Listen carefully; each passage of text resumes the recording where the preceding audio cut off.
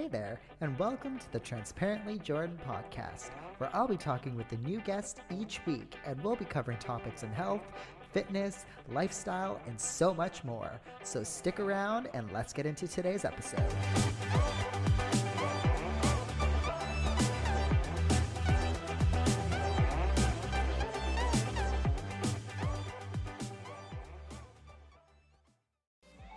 And people don't understand that you can say no, and no is a complete sentence. Like, it is a complete sentence. You don't have to say no because I'm busy or come up with this elaborate reason why. It's just like, no. I'm always looking now at how I'm spending my time, because now that has become my most valuable commodity right now. What is going on, everybody, and welcome to another episode. Now, today's episode, I'm quite excited to share with you all.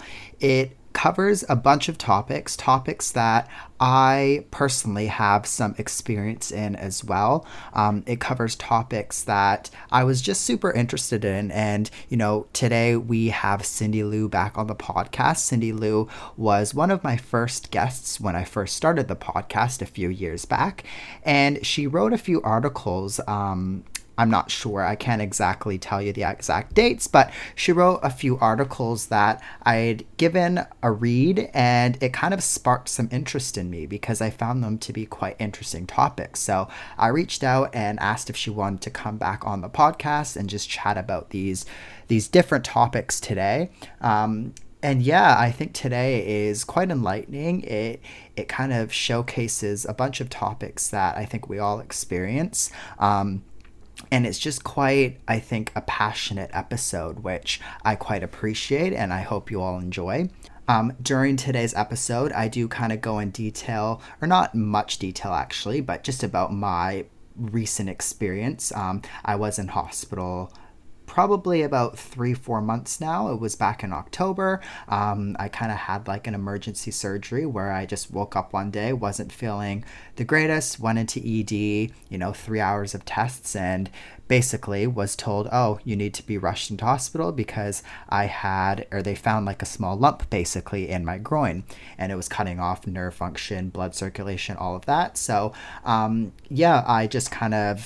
I kind of had that, and it was quite a big operation. I'm just now back to running and back to the things that I like. But this kind of surgery that I had definitely put a lot into perspective for myself. And we definitely go into a little bit more detail during today's episode, which, again, I just wanted to give you a bit of a backstory before we start today's show, because I do talk about this health scare that I had, and I don't think I've mentioned it as of yet. I also want to share with you all something that I found recently. It was actually a friend of mine who introduced this, and it's a journal. I think she introduced a 6-minute journal, and essentially what it is a daily kind of journal basically that you do when you first wake up in the morning and then before you go to bed. I actually just purchased the journal from Kmart. It's at Kmart. It's actually the 5-minute journal, not the 6-minute journal, but I know on Amazon it's called the 6-minute journal. I think that's the original one. And yeah, essentially, what you do in the journal is you just kind of list off what you're grateful for. You list off what would make today great, and then a daily affirmation every kind of morning. And then before you go to bed, you just kind of highlight some things from the day, but then you also kind of reflect from the day. And I just find it to be quite interesting. I think it'll be quite interesting to see how this kind of changes my day and how I kind of outlook life. I think spending more time in a positive mindset is quite important, and we definitely delve into that during today's episode as well. And we delve into, faith and positive thinking and things like that. So, I'm just quite interested to see how this journal kind of plays in my day-to-day life. And, I'll definitely keep you updated in future episodes on how my journaling is go. But yeah, the 5-minute journal, that's what it's called. I just wanted to, mention it quickly, because if you're in Kmart here in Australia and you come across it, I think it's only $7. Highly recommend. Now, in today's episode, we talk about the F words with Cindy Lou. The F words are going to be faith and fear. So, I think we all go through this cycle of fear and faith, and I found this article to be quite interesting. The article that Cindy Lou wrote, that is, and she just delves a little bit deeper into, faith and fear and their relationships with one another. We talk about a lot more in this episode as well, such as time, such as the importance and the ability to say no. That actually really resonated with me because I am known to be the type of person that says no a lot to certain things and certain plans. And, even now as an adult, I've been made fun of. People have kind of talked behind my back and things like that for, me being the type of person to say no, specifically things that just don't align with my goals and don't align with my interests and, don't have kind of an outcome for me, basically. I'm not the type of person, for example, that goes out in the evenings a lot. I don't go clubbing, I don't go to bars, things like that. It's just not something that, again, aligns with my goals. I wake up quite early in the mornings. I go for a early morning jog because I'm training for marathons, but also because I quite love jogging and it's good for my mental health, I feel. And if I was up until 3 a.m. at the club, then that would just kind of ruin the next day and my plans for the next day. So I just say no and I don't do it. It's not something that I'm interested in. And again, it is things that I've kind of been made to feel bad for in the past. People have again just talked behind my back in the sense of all of that, and it doesn't feel good. I think we all kind of have the ability to say no and shouldn't be made to feel bad for saying no, especially if you have a reason. And we just kind of delve into that a little bit during today's episode as well. So, yeah, let's maybe get started into today's episode. Thank you all for tuning in. And, before we get into today's episode, actually, if you don't mind clicking that 5-star button on Apple Podcasts, Spotify, wherever you're listening, it really helps the podcast out. And yeah, let's get into today's episode.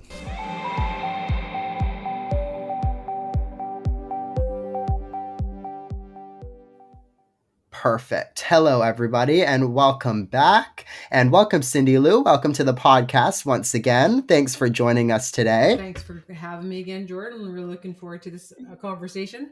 Yeah, no worries.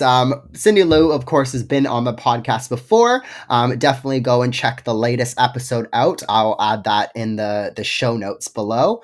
But yeah, welcome, Cindy Lou. Do you mind maybe, Cindy Lou, just getting started telling us a little bit about yourself and, introduce yourself, and then we can get started into what we're talking about today. Well, I'm educator of positive thinking, I guess is how I titled myself, because I've taken so many different modalities over my course of my life, always in seeking and trying to live a better quality of life and be able to help others live a better quality of life.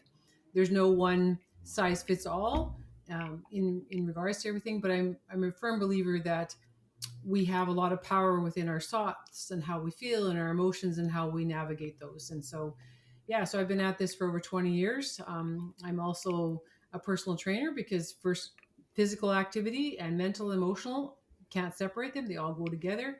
So it's kind of a all package deal to help you live your best wellness life. Awesome. Yeah. And, I think Cindy Lou's quite knowledgeable in everything that she's just mentioned, hence why, she's been on the podcast twice now. And I'm quite excited about talking about today's topics. I'm sure you guys have seen in the title what we're going to be alluding to. But Cindy Lou has recently written a few articles, and those articles are kind of just what I wanted to discuss today because I thought they were quite interesting. And I think they're topics that everybody thinks about, everybody goes through. And I think they're going to be topics that everybody is going to be enjoying to listen to today. So, Cindy Lou, you recently wrote an article about on the F words. Basically, it was titled Faith and Fear. Do you mind maybe just giving a good spiel about what this article was and kind of why you wrote the article originally? Well, I most of my articles that I write as usually comes from people discussions around me that people are asking me questions about certain things. It kind of triggers it that this may be a topic I should address in a different format than just one-on-one with a client or just friends sitting around having coffee.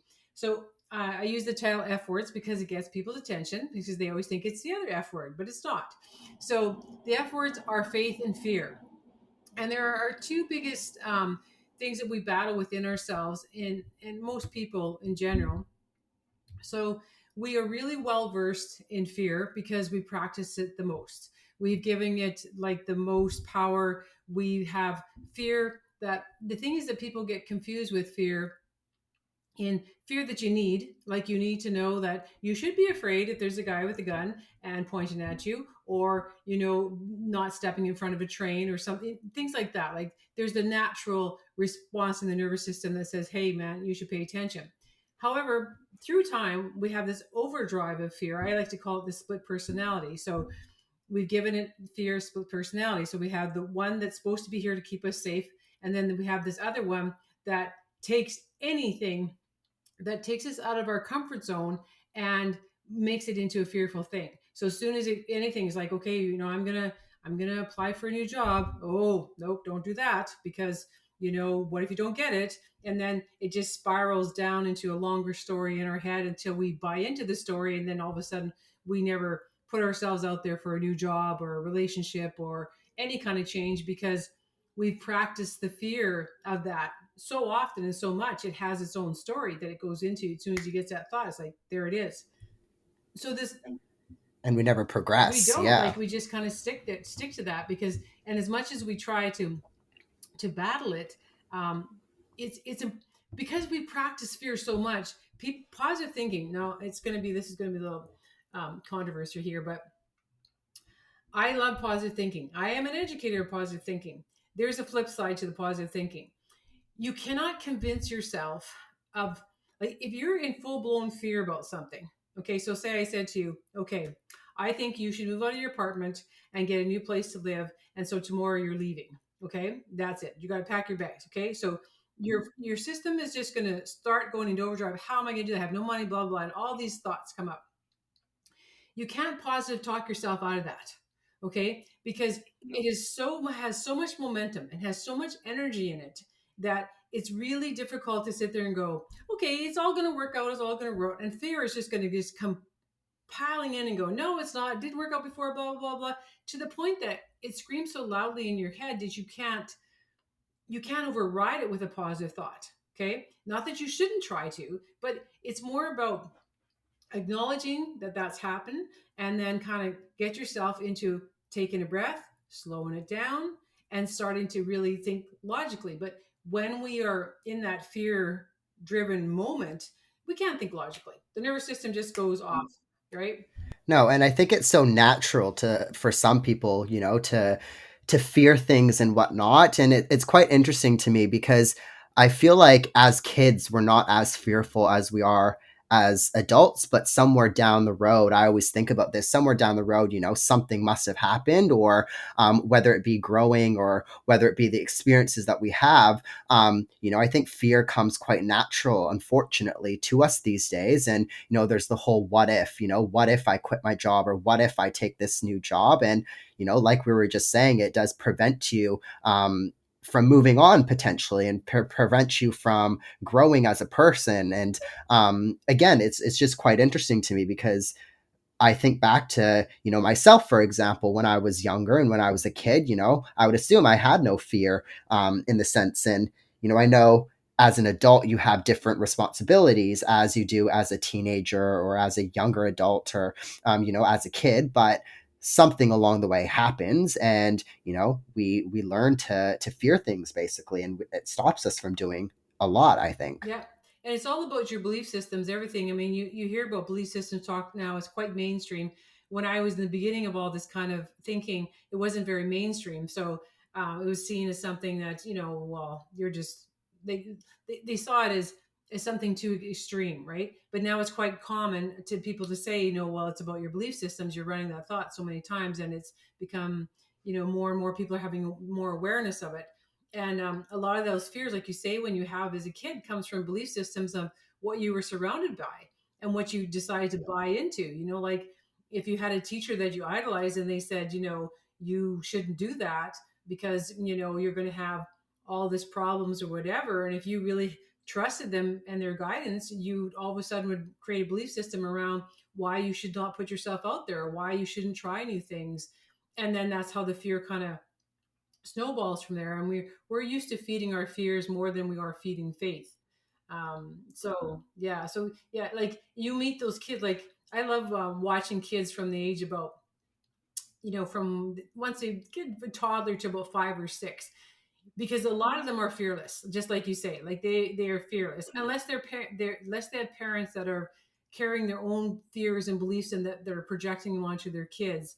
um, there's a big movement right now about the Generation X, or no, Generation.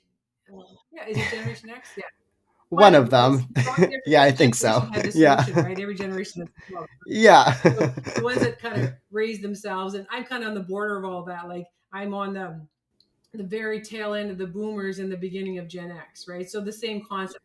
You raise Yeah. yourself and you just kind of did whatever you're going to do. And it was a fearless generation mostly because we just didn't know. That's why. We're now, this, the up and coming people in generation, including yours, and you have so much information. So you have so much information that you can really create a good fearful story about why you shouldn't do something. Where we just, you could call it, I wouldn't say we're stupid, but we were just like, well, I don't know, should we jump off that? Looks kind of fun. Well, we'll see what happens. And I mean, I have tons of stories from my childhood of doing stuff that I think, geez, man, I can't believe I'm still alive. But you never really thought about it too much, right? You just kind of, okay, all right, see what happens. Yeah, well, I think it's exactly like you were saying, information, but also access to, social media, to the internet, all of that. I look all the time scrolling through TikTok or scrolling through Instagram Reels or whatever, and you see videos of kids, for example, playing in the park and doing something that they shouldn't, and maybe potentially hurting themselves or something, or you see adults doing something differently, and you just have access to the world basically. And then you kind of scroll through the comments, and you have everybody commenting, oh, you should have done it this way, you should have done it that way, and essentially installing fear into others of why you can and can't do that. So I think it's, yeah, we have the education, myself being a millennial, we have the education, but we also have, I guess, access to the big world basically. I can see things that are going on the other side of the world that maybe my parents couldn't because it didn't got covered in the news or whatnot. So I think it's also access, and it potentially is installing more fear around the world, I think. I agree with that, like 100% on that, because it is that, to the point that you just don't need, you don't need to know so much. Like I just think, you have your basic thing. What's the weather going to be like? Uh, did anybody who won the pennant, if it matters to you, or who won whatever you wanted to know that happened to the world.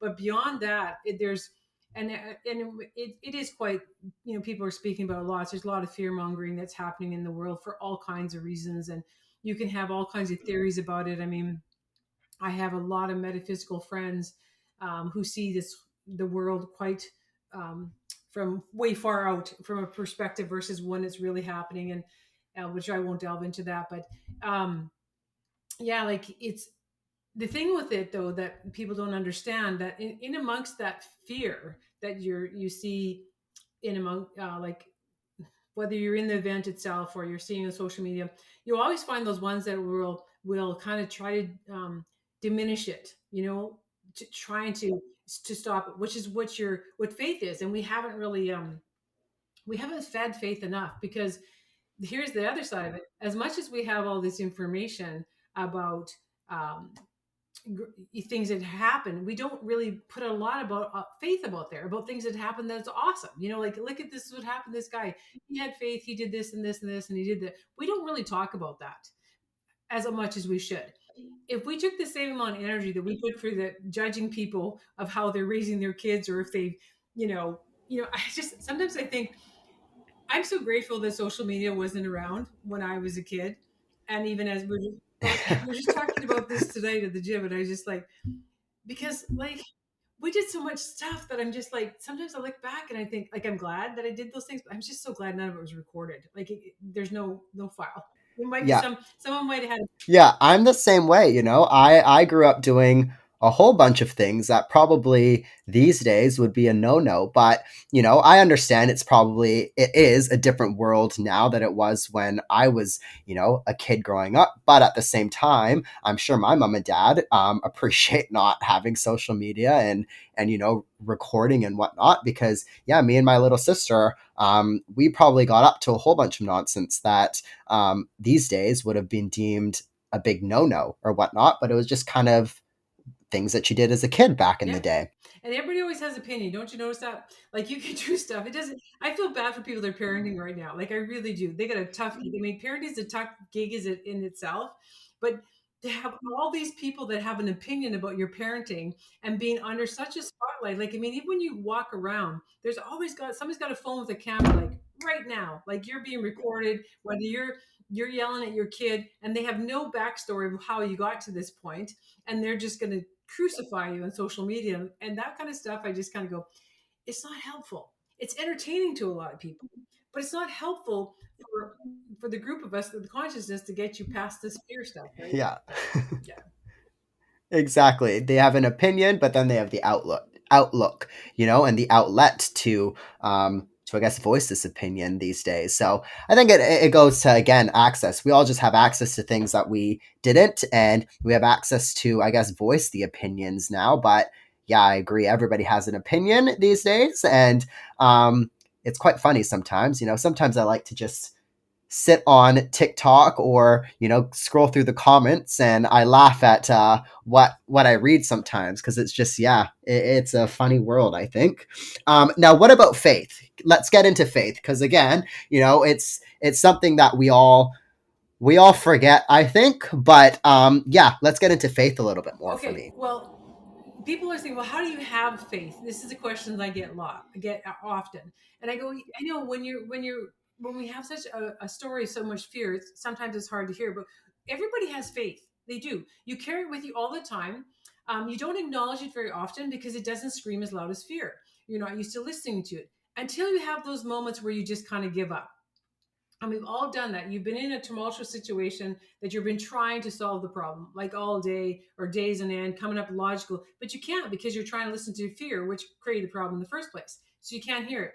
But when you have that moment where you just go, "Oh, I just don't give a crap," like whatever happens, is it? That's the vibration of fear because it's just a vibration. It's not words or saying. It's just the vibration that you kind of let go of all that nattering and you kind of gave up to whatever happens happens, not in a helpless victim mode because that's different, but in this like whatever happens I'm going to be okay.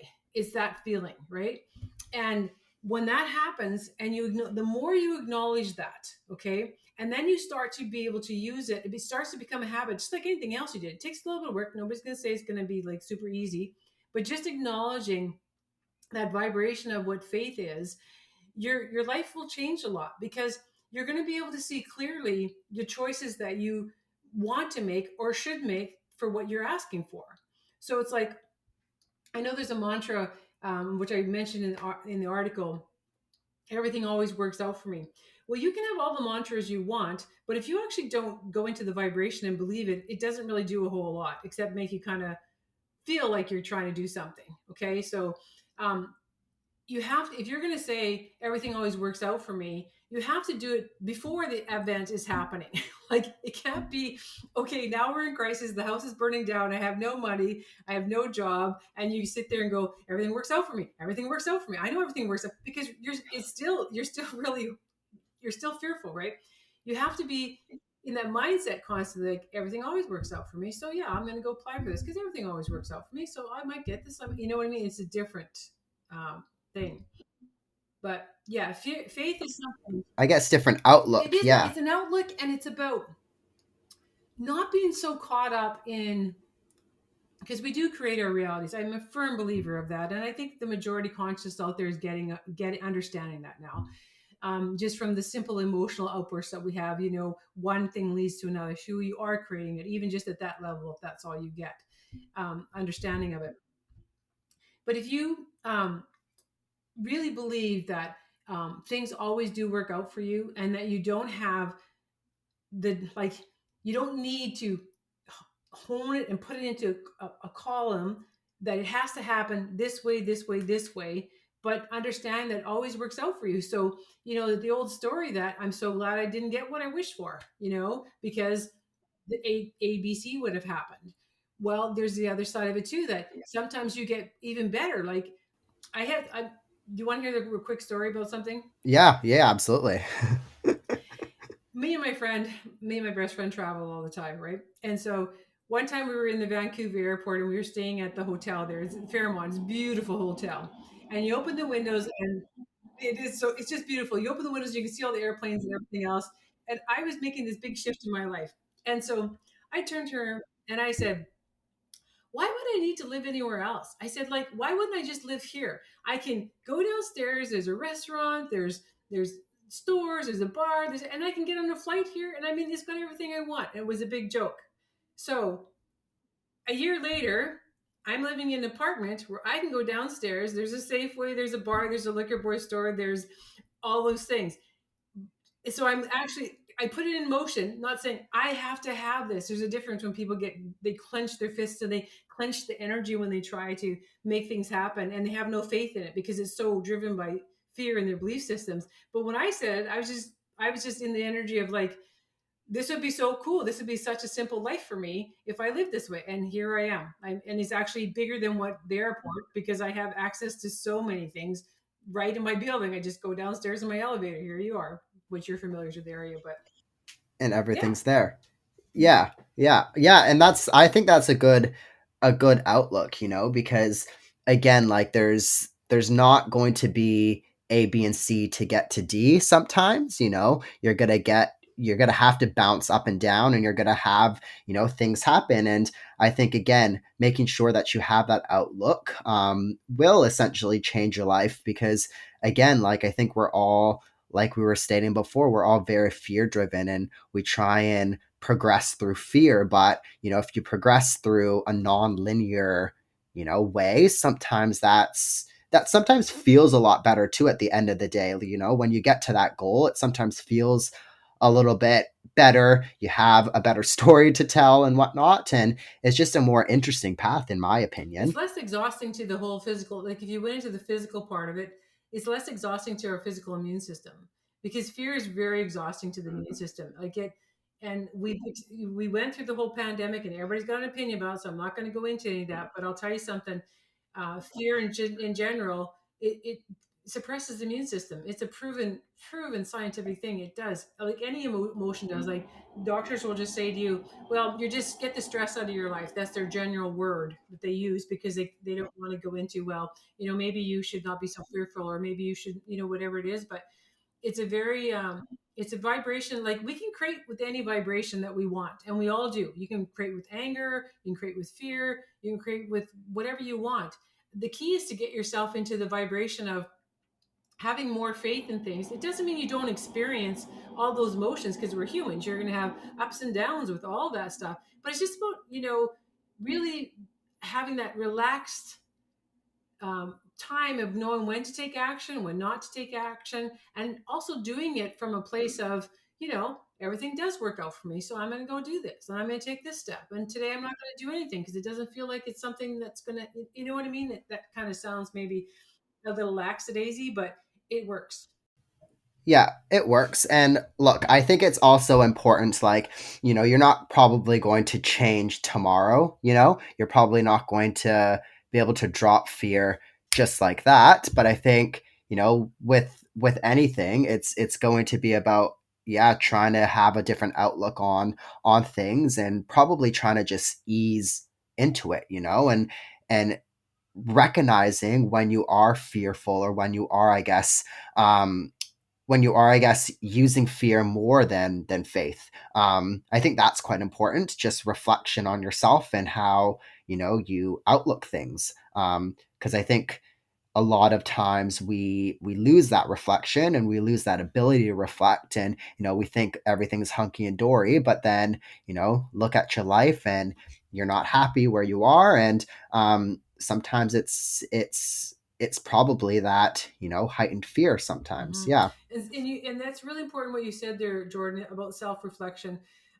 That's the most empowering thing that you can have in your life, because if you are going through life from that everything's happening to you, it's a oh that's such a tough gig to do, but we've all done it, we've all been there. So once you get to your point and you've lived enough and you can always be mindful of like, why is this happening in my life, why did I bring this to me, versus why is this like, who's doing this to me, and always seeing the external that's causing the problem instead of going, why did I bring this to me, what am I learning about myself in this experience? When you ask yourself those kinds of questions, it helps you take your power back. And it also makes you have more faith in yourself, because you realize, in your mind and your soul realizes that you're in control of what's happening here. So you can decide, is it fearful? Is it going to be this? Or am I going to have faith in myself and my abilities to create what I want?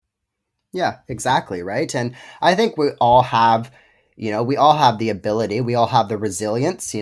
We all went through COVID and, everybody made it the other side of it. So, I think like we all have the ability and, I know myself, for example, like I think sometimes too, even going into that, like sometimes too, unfortunately, it might take an event to, snap you back into reality. I know myself, it was my recent surgery and my recent like health scare in a sense, and I think myself like I had all of these goals and I shouldn't say had, I have all of these goals and I have all of these things that I want to achieve, both professionally, personal life, health, all of that. And I feel like maybe the last couple of years, I've kind of put a lot of that stuff on hold for whatever reason. And, if I reflect back, probably a lot of it is fear. A lot of it is, not wanting to progress into something because what if this happens or what if that happens? And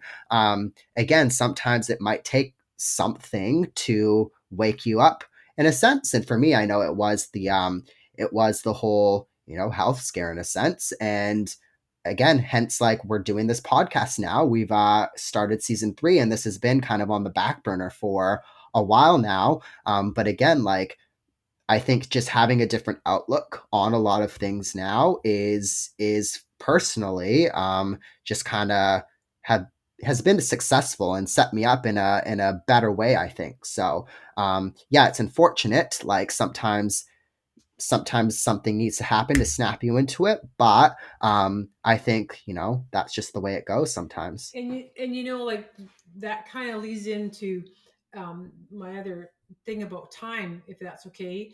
um, is that we also, one of the things that when this kind of events happens to a person like yourself, Jordan, is that it makes us realize that we're all going to die. Like, you know what I mean? Like, it's not, we talk about it and we know it. And I mean, we're surrounded by funeral homes and they have all these things saying, hey, by the way, here's your exit, type of thing. But we really don't, people don't really quite get that to their being. You know what I mean? Because if we did, we would live differently.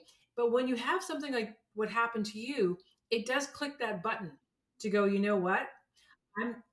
My time is only as long as, maybe you're going to live to your 90 or 80, or people are living longer if you take care of yourself, but it's still a short window. So I'm going to give you my example too in regards to that. Like, I'm going to be 60, I'm going to be 65 in March.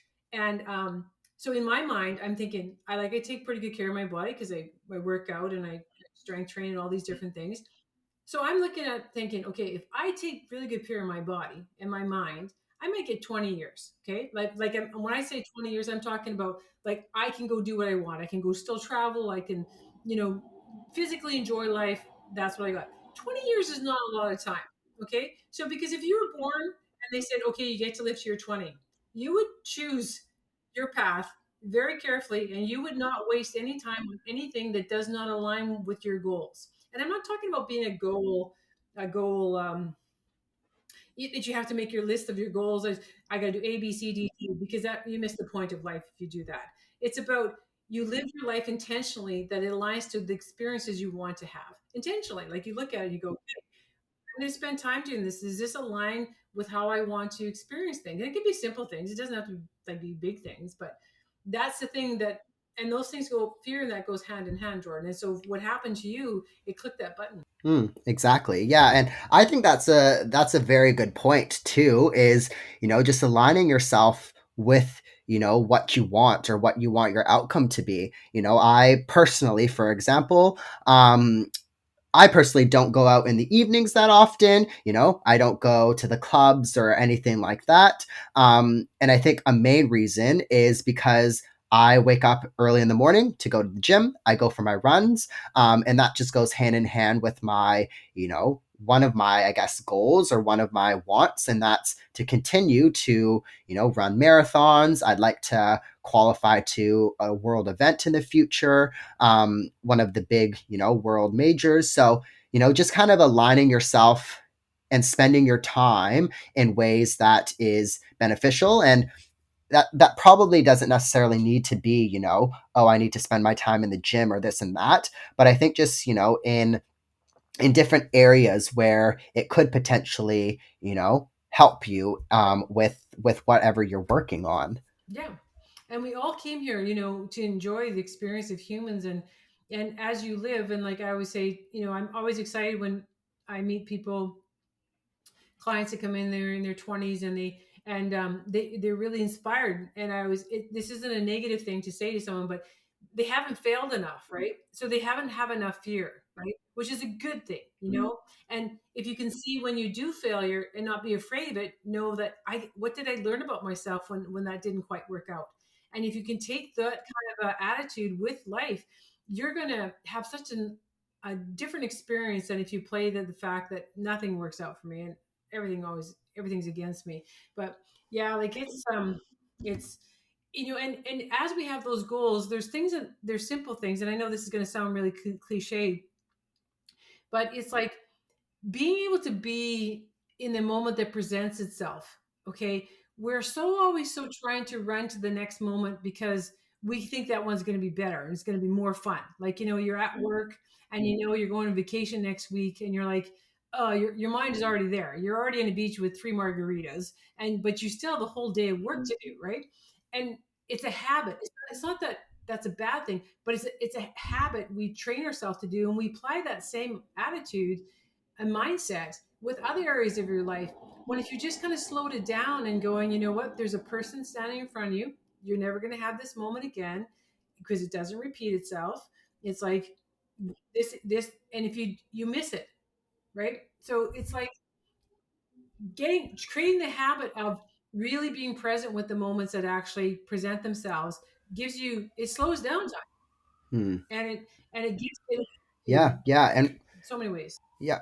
And it's always like I feel like these days it's all about the fast life, It's about moving on to the next go go go. So, I really appreciate that because again, like in this day and age, and I feel like just in general, we're always looking for the next thing. We're always, wanting more, or we're always, I guess, trying to speed things up. And we probably, again, like you were saying, miss out a whole lot of what we're doing currently. Even when, that person gets to a vacation, slowing that down is probably not something that they do even. It's probably a whole lot of, again, go, go, go, trying to get on to the next and whatnot. And then I think it's a common thing for people to get back from vacation, for example, and be like, well, I did probably nothing, or that was too short, um, or I'm exhausted, and they didn't really take in the moments that they were or that had on vacation. So I think, yeah, I really appreciate what you just said is just kind of slowing it down a little bit and taking in what you're doing currently. Yeah, because time is like in my other article that I wrote, which I didn't really give you a chance to introduce that article, but it's called TikTok, and it's one of my more recent ones, and so it's just about addressing our ideology about time and how we get so wrapped up in it, and like especially I like the analogy about the gym because I think it's kind of funny because being that I'm in that more day to day, and you're in the gym all the time too. And we have this mindset about time in the gym, right? So it's like, if I don't get my 3 workouts this week, I failed. And I'm like, Your body doesn't know that there's only 7 days and you have to get three in that 7 days. It just knows that you went to the gym and it needs food and it hurts and it needs to repair itself. And that's that. But we get so caught up in, okay, I got to do 4 days a week. If I didn't do four, oh my God, everything's going to fail. And nothing's, and so I always find it's really funny when I have clients that go, well, I didn't get my 3 days in. In where? Well, between Sunday and Sunday. Okay. So but today's a new day, so you could just do today. You know what I mean? Like the body just knows that it has to repair itself and it wants food and it wants sleep and it's taking you to what you want. It's trying to build your mind. It's still happening. So I just find that. Yep, yep. I don't exactly like I don't spend, every day in the gym or, going for a run or whatnot because yeah, Monday I have to do this or I have to do 4 runs a week or this and that, right? It's because personally, like if I don't, my body knows, I mentally quite like going to the gym and this and that. And it's not about a whole, time thing where I need to spend 5 days a week or this and that. It's again appreciating my body and more so like how my body feels after going to the gym or if I don't go to the gym or if I don't go for a run or do something that I quite like to do. Yeah, it's your life. Like you're doing it as your life. It's not so much that it's a have to. It's like I want to be physically fit, so I'm going to go and work out in the gym and get my muscles to grow, and I'm going to go as often as I can, and but not put myself in that mindset that I didn't get it done in 7 days. Period. I should have done this and I should have done that, and I know they will probably take a little bit of heat about that from some fitness people. Will probably jump on and comment about that, but okay, you guys can all have your opinions about it. It's all right. Yeah, yeah, exactly. Now, this article TikTok that you wrote, what inspired this one? Well, an event about just about time. Exactly. We were talking about time, and I feel like my age, I'm just getting started. And if you talk to a lot, not all, but if you talk to people that are in the 60s, you actually just feel like you're getting started because you just figured stuff out, like a lot of stuff, and you're like, okay, let's go. And so if you haven't taken care of your body, that's when the body takes over and goes, you might have figured it out, man, but the body goes like, I'm shit, and so we aren't doing nothing. You're sorry, you missed your window. So we're talking about time, and because someone was asking about um, you know going out and doing things. I'm not a big social being person. I'm a lay on the beach person. Do Europe tours. I like boogie boarding, surfing, all those kinds of things. I do like all that kind of adventure stuff. I'm not a big I still like to have my drinks, but I'm not a big pub person that goes to things. But there's events that I don't care to go to anymore because I've already done them so many times. Like you've done the big Christmas parties and the gatherings of all kinds of stuff. So there's lots of those social engagements that I just say no to. And people don't understand that you can say no, and no is a complete sentence. Like it is a complete sentence. You don't have to say no because I'm busy or come up with this elaborate reason why. It's just like no, it's no. And because I'm always looking now at how I'm spending my time because now that has become my most valuable commodity right now. It is my time. And so I don't want to spend it with people that I don't enjoy being for long periods of time with. I don't want to spend it as something I don't want really enjoy going to do. So I'm really looking at things like I want to try new things, or I want to meet new people, or I want to have if I know an event is not going to be the people are there or something I'm not going to really enjoy as much, I'm going to say no. And it's not personal or anything. It's my preference. It's like no, I'd rather do something else with this time. So that's kind of we got in a conversation at coffee one time with some of my friends, and I was just going into it, and I started to write about it because I said like this is a big thing, and it doesn't have to be. You have to wait till you get to my point in your life. It's something even now, like how are you spending your time? It is the only commodity, I guess you would call it. Would that be the right word? That is you have control over more so than you realize. Yeah. And we always complain about having a lack of time, right? But then you're filling it with things that you don't essentially want to do sometimes. And I quite love what you just said is saying no, and that it is a sentence, and you don't need to do things that you don't want to always do. especially if it's a social setting or anything really. I'm probably in the exact same way at like now, and I don't know when that's changed. I was always the person that would say yes to things originally because I felt bad. I didn't want to, come across as rude and this and that. Whereas now, there are a whole lot of things that I don't want to do. There are things that I get invited to by, friends and things like that. And I just say no, like I don't really give an explanation anymore. A lot of my friends don't expect an explanation anymore. And, a lot of the times it's just things that I am not interested in. And again, it probably doesn't, it goes back to probably my goals and just how I like to spend my time and whatnot. Um, but but yeah, no, I think it's quite important to remember that you have the ability to say no. And sometimes it might come across as rude to others, but I don't think, if it is coming across rude to somebody else, they probably, in my opinion, just don't have the same mindset in a sense. And I, again, like originally, that's probably why I would always give an explanation or always make an excuse or this and that, because I didn't want, again, people to feel bad, or I didn't want people to I guess think that I was rude or whatnot. Whereas now it's I guess I've come to the realization where it's not being rude. I'm not trying to be rude. It's just I rather spend my time elsewhere. Yeah.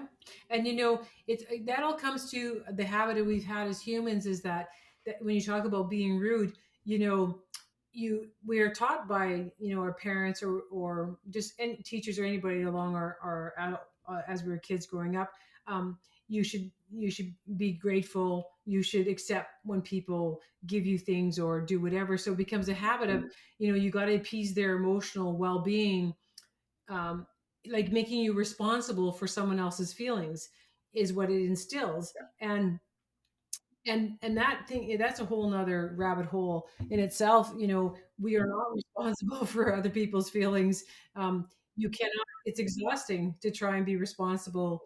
I mean, I can't even hardly be responsible for my own feelings, so to put it out to have to take care of somebody Yep. else's is that's a lot. Yeah, I agree. I agree. Yeah, it's such a I think it's such a big thing, and again, it's probably another one of those things where once you start doing it, it becomes easier. But again, for me, when I first started to say no, and I don't even know, again, going back to when it happened, what changed and whatnot.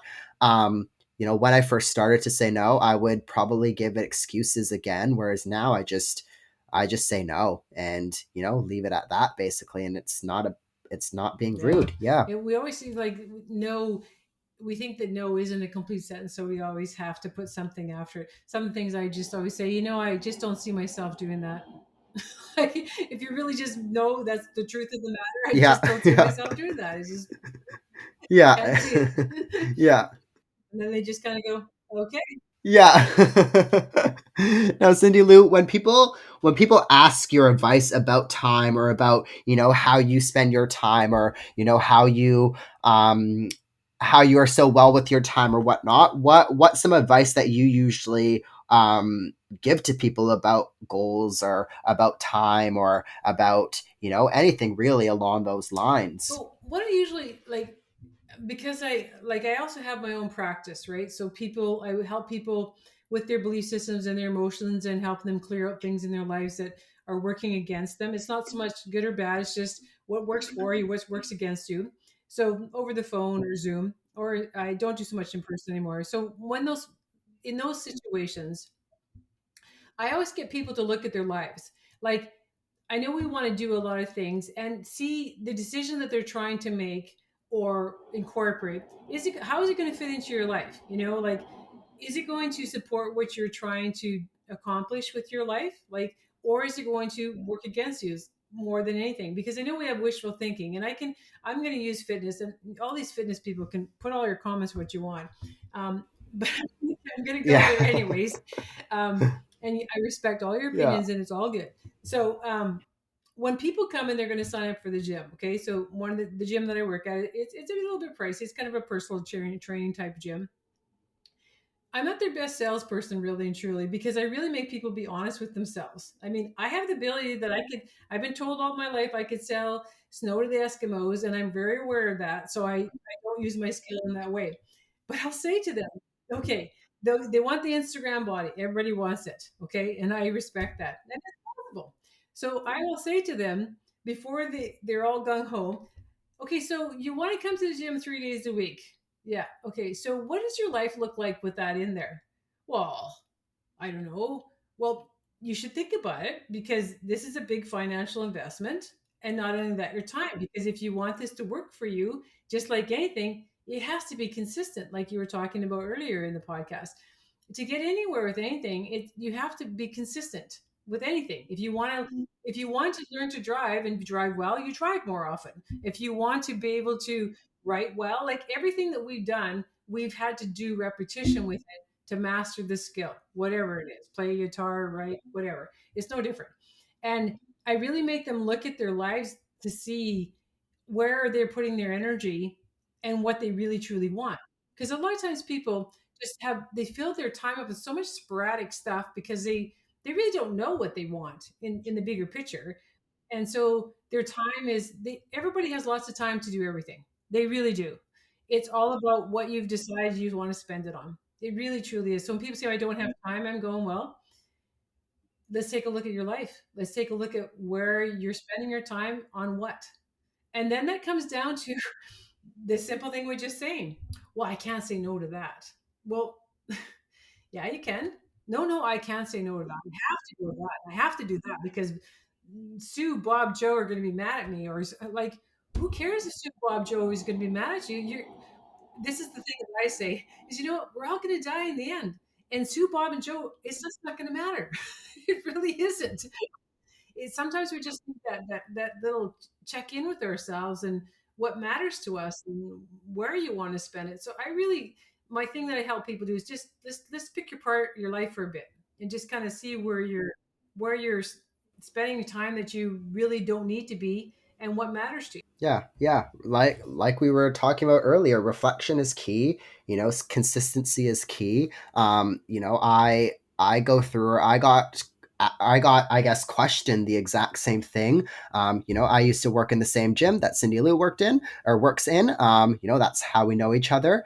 And all of my clients back then, even clients these days, as a physio myself, ask me how do you go to the gym so much? How do you run this? And it's consistency. It's spending the time putting in the hours of the things that I want to do, basically, that align with what I like to do. So and then yeah, again, saying no to things that don't work for me or don't fit in, because again, we all have 24 hours in the day, but how we use those 24 hours is quite different. And I do understand everybody does have different 24 hours. I am a 28-year-old male. I don't have kids. I don't really have any of that responsibility. So I totally understand that. But again, I think, there's ways to use your time. And it's just about reflecting on how you could potentially use your time differently, or how you could maybe even strategically work in other ways of getting what you're wanting to do. The other part too that I want to make a point to, not only we're talking about time as commodity and amount, but where the value really lies with time. And I did put a little bit in this article. I think it's been a while since I looked at it, but um, is that the most precious time is when you're present in the moment. And I talked about this earlier, but if you could practice the habit about being present, you will never feel like you've been run ragged. And I can tell you this from a perspective of, like, I have been married, I've had kids, so I get how hectic that can be. Don't get me wrong, but you still can be present in the moment with the events that are happening with you. Instead of, you know, you see people like they're just stressed out, and the reason they're stressed is because they're not with the moment. They're thinking about next Monday and next Tuesday and if the boss is going to like what you get today, tomorrow, I'm like, instead of just being with, you know, you have this client that's in front of you, and or your coworker or your kid even in front of you, that is, you're having this moment with them. Be with them in that moment and let go of all the other things. And they go, oh wow, yeah, Cindy, that's easy enough to say. It is that easy. You just decide. You know, I watch, and my son might not like this, but I'm gonna tell him anyways. But my son, he's married and he has a child, and he's a very busy guy. But you know what? He's in the moment with you. Like, he makes a point to be in the moment. I used to get really mad when he would be my first call for my birthday, because that's my only rule I had with my kids. I said, you don't have to buy me a gift, but you better phone me on my birthday, or that's the one line that I have drawn in the sand. The rest, and so he never used to phone me first thing in the morning. And it used to bug me. I'm thinking, man, I'm your mom. You should do that. Then I realized the moment he was going to have with me was so important to him that he waited till the end of his day when he could take the moment and just be on the phone with me and talk about whatever without being distracted by anything else around me. And he does it. I watched him, and I've watched him over time, and he does this with everybody. Like, with his daughter, with his wife. He makes sure that he's, and he catches himself when he's not. Like, I mean, he's a project manager guy, and he's got two cell phones and I don't know what else. But even when he's talking to his workers or whatever he is right there with them. And it's not about not being aware of what's going around you. That's the difference, because you have these people that tell you, oh, I got to be in the moment. I'm just going to look at Jordan on the screen. I'm not going to say anything else. I can't see what's going. No, that's not what it is. It's about, you're so present in the moment that you actually see and feel everything around you and you appreciate it. And when you can get yourself to that point, and it's very attainable, it really is. You just practice it like anything else. It's like you're sitting here and you can feel, like, say you're outside and you can feel the rain, you can smell the flowers, you can hear the sound, and you're listening to the person that's talking in front of you too, but you're taking in whatever the moment presented for you in that moment. And I think that in life, in time, that's one of the best things you could master. If I was to tell anybody in this life what to master and be able to do well and apply it, would be that, because that would make your life the most spectacular time spent from the time you were whatever. And I know things go sideways sometimes, but if you could master it and turn it on and off as you at will, if you had to, or just live it in general, yeah, that's the best way to spend Yeah. time. Yeah, you'd be golden, really. Yeah. You'd be where you wanted to be, I guess, essentially. Or, again, potentially even somewhere where you didn't expect to be, but it would be probably so much better potentially. So, yeah, that's a very good, I think, an important outlook. And again, it's one of those things where it's something you just gotta do, right? Like, you can make all of these excuses, but you just gotta do it. But City Lou, I know you already in the beginning kind of went in a little bit about this, but tell us a little bit more about your practice and essentially what you do and all of that, Okay. really. Well, there's a modality out there called theta healing. It's quite known worldwide. Everybody has different opinions about it. Most of it's quite positive and uplifting. I believe in the brain waves, and I believe in belief systems, and I believe in emotions, and I believe that they're changeable. And the reason why I believe it so strongly is because I actually used it to change my own life, and I have taught classes and have my practice for over 20 years. And I can literally, this is not exaggeration, but thousands and thousands of people that I've actually worked with over the years. And so people can make appointments with me. They can follow me on Instagram, Cindy Lou's Corner. They can message me there. Um, and what they do is they can make an appointment with me, and I can do it over Zoom or over the phone. And they usually just come to me with something they want to change. And what I do and what I've trained myself to do is be able to take my brain into a theta brainwave, which allows me to be able to see more into what's going on in people's lives. And I know there's lots, we're living in a time where I'm really liking what I do and be able to talk about it more, because back when you first started, it wasn't quite as easy because people would kind of roll their eyes at you.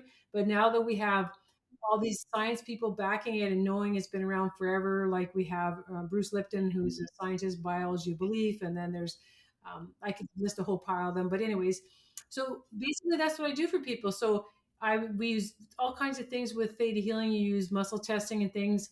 Um, yeah. And so if you came to me and said, "Hey, I'd ask you, what is it you want to change in your life?" And say you said to me, "I would like to have more time." Okay. Then we look at what you believe about time or whatever it could be. It could be a physical thing. It can be, because they're all tied together. There's no separation between physically fit, physical problems, emotional problems, mental problems. They all it all relates, and it just works. And I can't do anything without your permission. And we store all kinds of beliefs from our ancestors to what we think now to all kinds of things. And so that's the modality that I use. And yeah, I really like it. It works. Yeah. Perfect. Yeah. Awesome. And where can you drop your Instagram? How can people get in contact with you? The easiest way to, like, I'm on Facebook too, but Instagram is probably the easiest way to message me. They can also email me too. I don't know if you like, you could, so if you go to cindylouscorner.ca on Instagram, you can email me at cindytheta7@gmail.com. So there's that one. So once you get to, and there's also, like, when you go to Instagram, in my bio, there's a click you can get on. I have a landing page where you can put your email in, because I do send out newsletters. If Even if you didn't want a session, but you just kind of want to be in the vibe of things that I write, and we send out emails maybe a couple times a year. We don't hit people too many times with them, but yeah, that's what I do. Awesome. Alrighty. And that will all be in the show notes, everybody. The Instagram, the email, as well as the website. The articles will be posted. So if you wanted to give the articles a read of, what Cindy Lou has written and kind of the things that we chatted about today, definitely go give those a read. I will, again, post those all in the show notes. But I thank you so much, Cindy Lou, for being back on the podcast. There's not a whole lot of people. I think you're only the second person that's ever been on here second time, but I think there's so much that we can talk about with you, and I think this was awesome. Thank you for being back Thanks for here. having me. Yeah, I could go on and on. I've been known to be a talker. We like that around here. Alrighty, everybody. Thank you all for tuning in to today's episode. Once again, please head to the show notes and check out all of Cindy Lou's links. You can read the articles that she has posted there. You can also get in contact with her if you see fit. Thank you all again for listening. Please head and click that 5-star button in Apple Podcasts, in Spotify. It really helps today's episode out. I will talk to you all during the next episode. Thank you all. This is Radiant Voices Media.